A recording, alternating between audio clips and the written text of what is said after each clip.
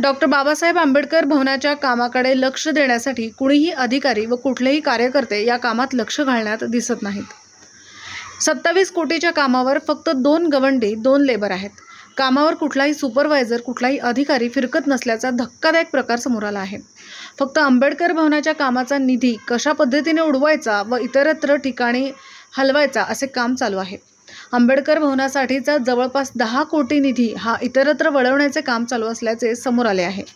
या आंबेडकर भवनाच्या चालू असलेल्या कामावर विद्यापीठातील अधिकारी व ज्या ठेकेदाराने काम घेतले आहे हे या कामावर भेट देतात की नाही हे गुलदस्त्यातच आहे।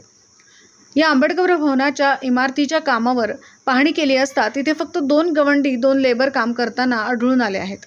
या लेबरला काही विचारले असता त्यांना या कामाची काहीच माहिती नाही। तसेच सिमेंट व वाळूची माहिती विचारले असता 40 पाट्याला अर्धी गोणी सिमेंट वापरतो असे त्यांनी सांगितले। तसेच आजही या कामावर वाळूऐवजी डस्ट वापरली जाते।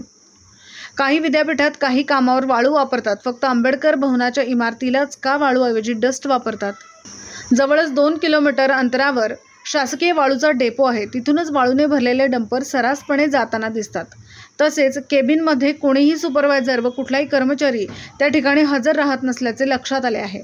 डॉक्टर बाबासाहेब आंबेडकरांचे राहुरी येथील महात्मा फुले कृषी विद्यापीठात भव्य असे आंबेडकर भवन होत असतानाही काही कार्यकर्ते व अधिकाऱ्यांचे हाताची घडी तोंडावर बोट असल्याचे पाहावयास मिळत आहे।